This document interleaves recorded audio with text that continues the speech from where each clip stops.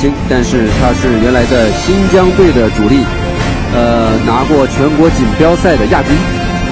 那么也很早呢，去年呢转入了职业拳击，目前的战绩呢也非常不错，6胜1平4次 KO。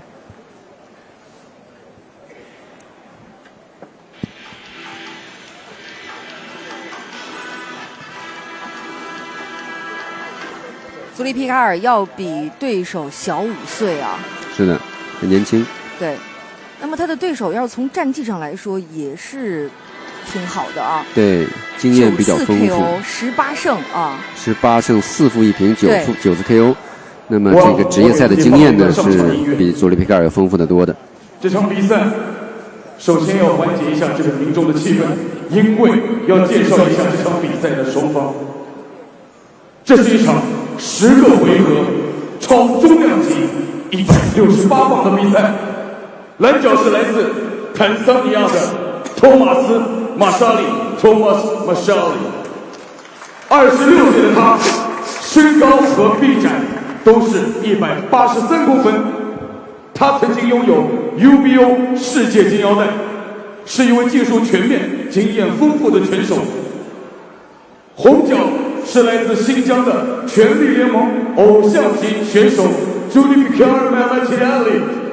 凭借着在权力联盟中出色的表现，他已经登上过澳门和王者归来之战的赛场。今天将是他职业生涯的第1场金腰带争夺战。本场比赛的主裁是丹瑞克斯·塔夫达塞，边裁是索拉图·索伊夸昌、索旺塔维昆以及麦肯苏曼。再一次全场一起欢呼，因为接下来即将是决出 WBO 东方冠军金腰带的争夺战。谢谢大家。这也是一场巅峰对决啊！是的，是的，比赛的级别很高，而且这个祖利皮卡尔呢，跟刚才结束的一场的伊利夏提啊，这两个人是叫什么？叫光腚娃娃，从小一起长大，一起练拳，一起进新疆省队，一起打全国比赛，然后一起退出业余拳击呢，转入职业拳击。两个人所有的轨迹都是一样，很有意思。所以说他们两个是不是打拳的风格上也会还真不太一样，真不太一样。对，哦，伊利夏提呢是那种纯粹的进攻型的选手，那祖利皮卡尔呢技术还是相对比较稳重一点，但是拳头很重，比较内敛哦。对，拳头很重。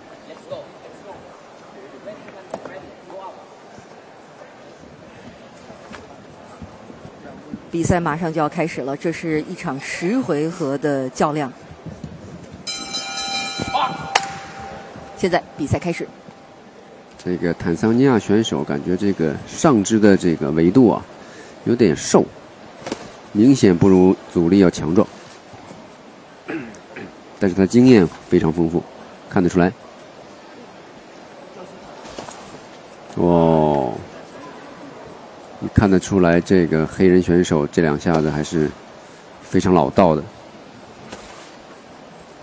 第1回合他完全在试探啊，试探祖利皮卡尔。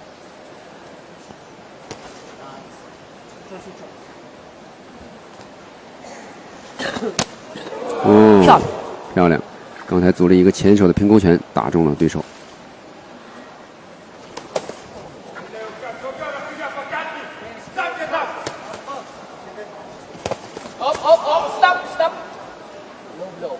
哦，击打过低了，击打到腰带以下的部位。这也是在职业拳击比赛当中是有明确规定的。对对对，这是明显的犯规，裁判会给予一个提醒和警告。哦，又一个前手平勾打中了，祖利的拳还是蛮重的，而且祖利的脚下移动也是不错。是的。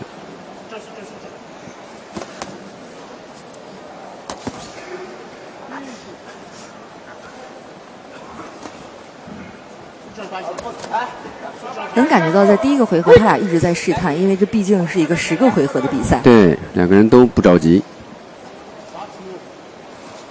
你来我往，你一拳我一拳。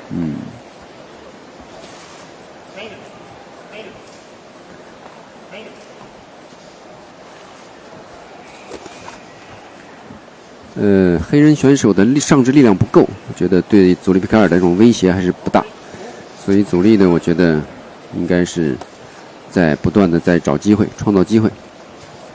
但是坦桑尼亚的这名拳手马沙里啊，他经验比较丰富。对，经验确实很丰富，看得出来的。因为他让祖利抓不住他。对，始终在移动。所以说，这种节奏的掌握对于他们来说，尤其是这种距离的掌握就很重要了。是的。刚才这组交换打得蛮精彩的，双方互有击中。这是一个失去重心的倒地，不是击倒。也能看出来马沙里这种心情格外的急迫呀。是，到目前为止呢，他还是比较被动的。这个祖利的左手的平勾拳呢，让他吃了很多亏。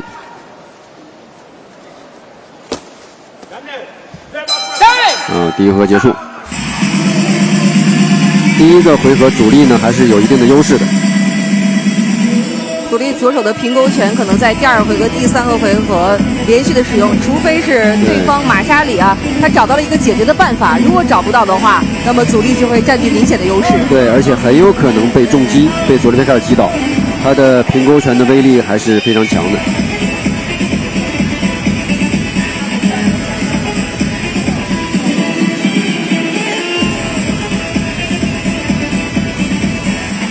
有的时候，这个比赛啊是考验一个拳手的综合素质。是的。我们来看看第一个回合，两个拳手精彩的回放。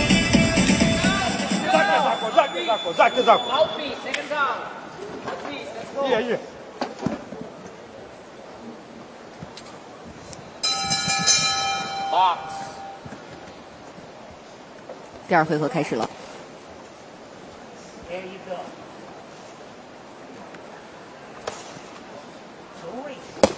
哇，这拳很重，但是没有打准。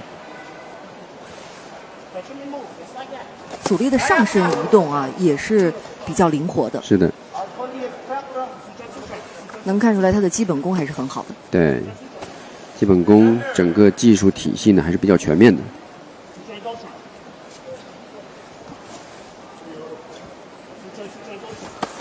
漂亮。哦，漂亮！这个后手迎击抓得非常好，非常准。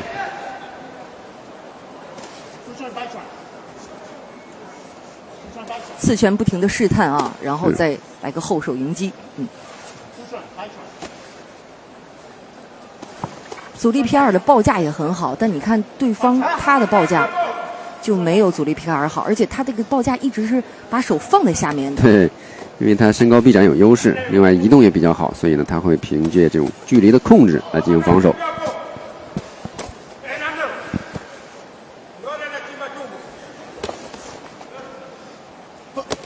哇，这拳打中了！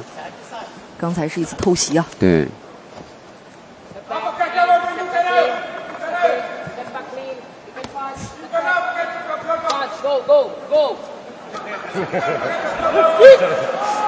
这两个选手现在这是在两个人老抱在一起，谁也不愿意松开。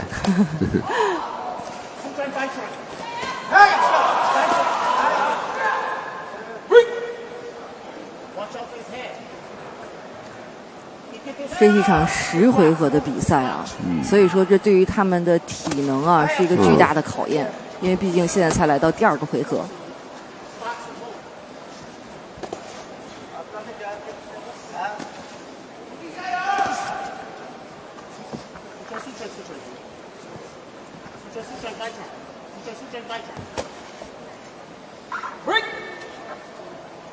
祖利皮卡尔在这一回合的表现啊，我觉得他一直在迎着对方打。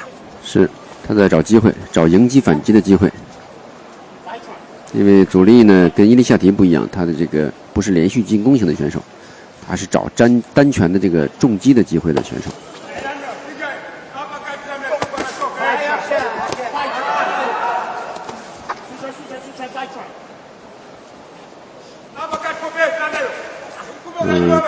这一会儿有点吃亏，阻力。还好。其实面对这样的一个级别，中量级或者是就是比较大级别的选手啊，一般情况下都是这种站着对攻。多数是这样的，因为随着体重级别的增大呢，过多的脚下移动呢，这个对体能的消耗太大了。对，这个不是一般的选手能做得到的。不会像那种小级别的选手啊，他跑动会非常的灵活，脚下的功夫很好。对，所以中大级别选手一旦是这种移动型打法的著名拳王，就是非常出色的话，他一定是怎么说是非常难得的。比如我们最著名的拳王阿里，他就是移动型的打法，这是非常难得的。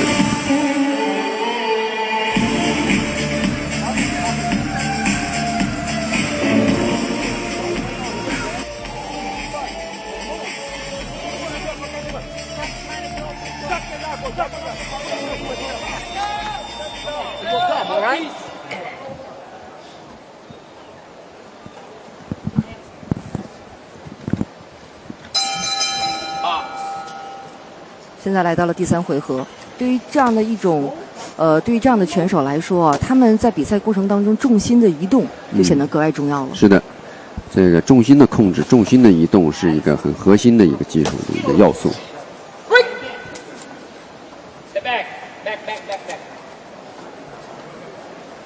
阻力有点生气了，夹着他的手臂不放。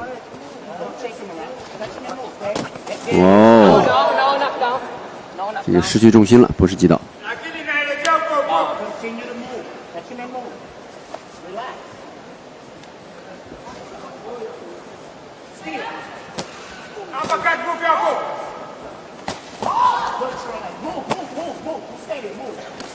漂亮。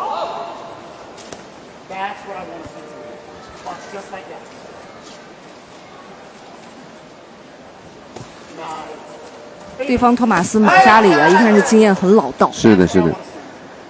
他的这种身体的力量素质和整体的感觉呢，其实没有佐里皮卡尔好，完全是凭借一种强大的经验在对抗，在周旋。但这种经验啊，这毕竟是一个10回合的比赛，经验当然很重要。但是到了最后几个回合的话，可能话它就会有一些变化。是的。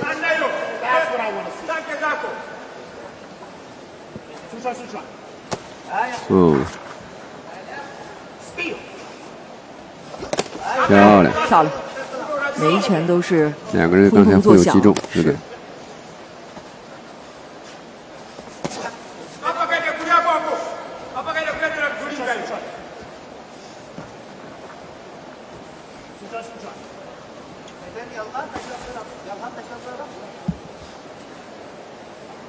对于这样的比赛，我想每一个拳手之间啊，他们都应该知道对方的一个打法。之前会看一些比赛的录像吗？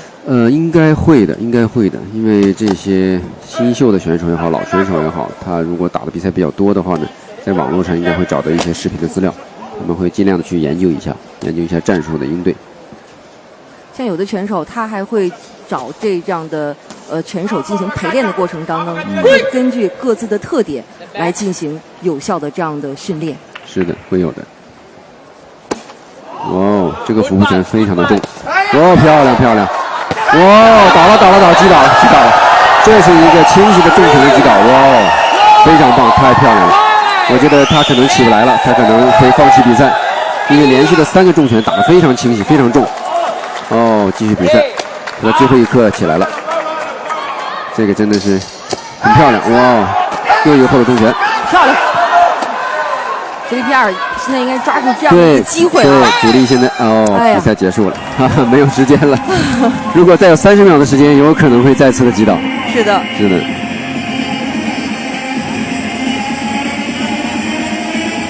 也展现出了佐里皮卡尔强大的一个重拳的击打能力。但是也给对方一个休息啊、调整的机会。这种休息和调整对于每个选手来说格外的重要。是的。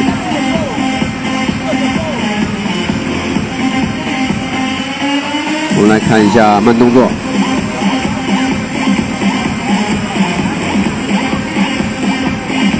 这一拳他可能打中了头部。对。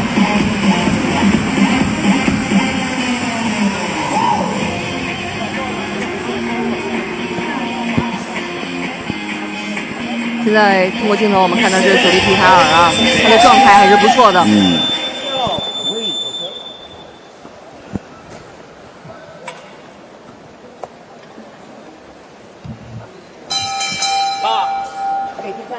第4回合的比赛已经开始。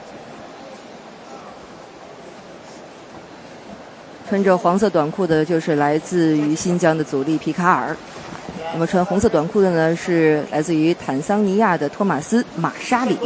那么他们将会进行10个回合的超重量级的168磅的一个比赛，那么也将会决出一条金腰带，是 WBO 东方金腰带。所以说这条金腰带的分量很足啊。接下来佐利可能会继续寻找机会重创对手，因为他已经验证过了，我的重拳足以击倒你。他就会刚才佐利挨了几个，吃了几拳。漂亮！又倒了！太漂亮了！黑人选手呢是想通过一轮猛烈的进攻呢打垮佐利，结果没想到佐利的拳还是比他要重得多，结果一个迎击呢他就倒下了。是的，那么现在对于马沙里来说啊，这个心里已经完全不占优势了。他不想打了，裁判终止了比赛，终止了比赛。恭喜佐利皮卡尔！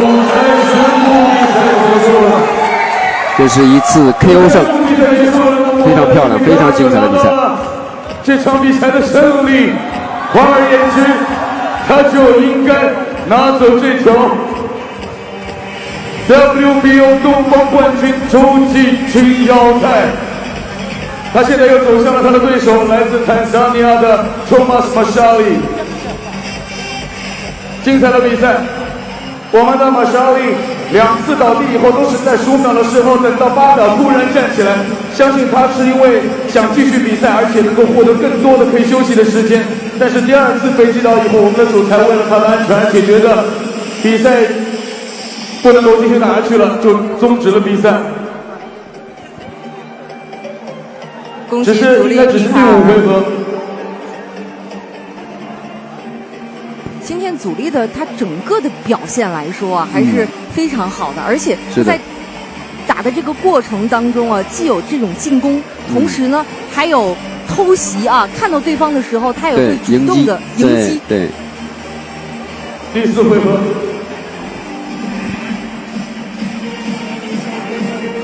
本场比赛的获胜者。The bell goes to Red Corner， 红者佐利皮卡尔在第4回合53秒TKO获胜，恭喜我们的佐利皮卡尔马拉提亚利。这是佐利的母亲，也非常的激动，流下了热泪啊！是。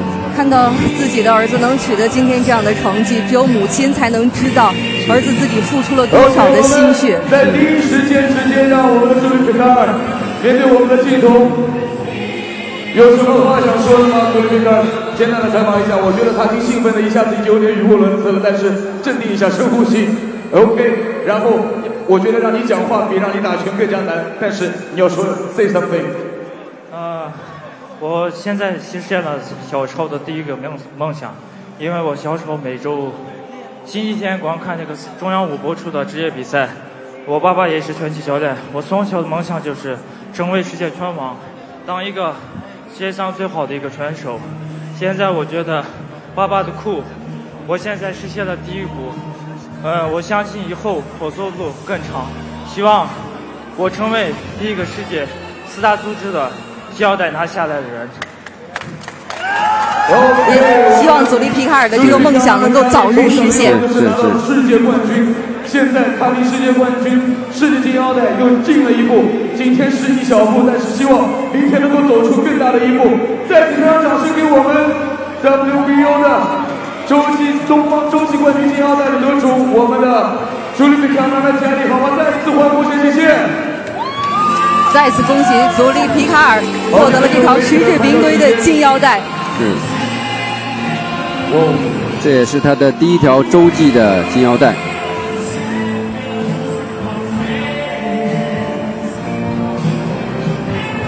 那么今天的全力前行 WBO 职业拳击系列赛呢，为大家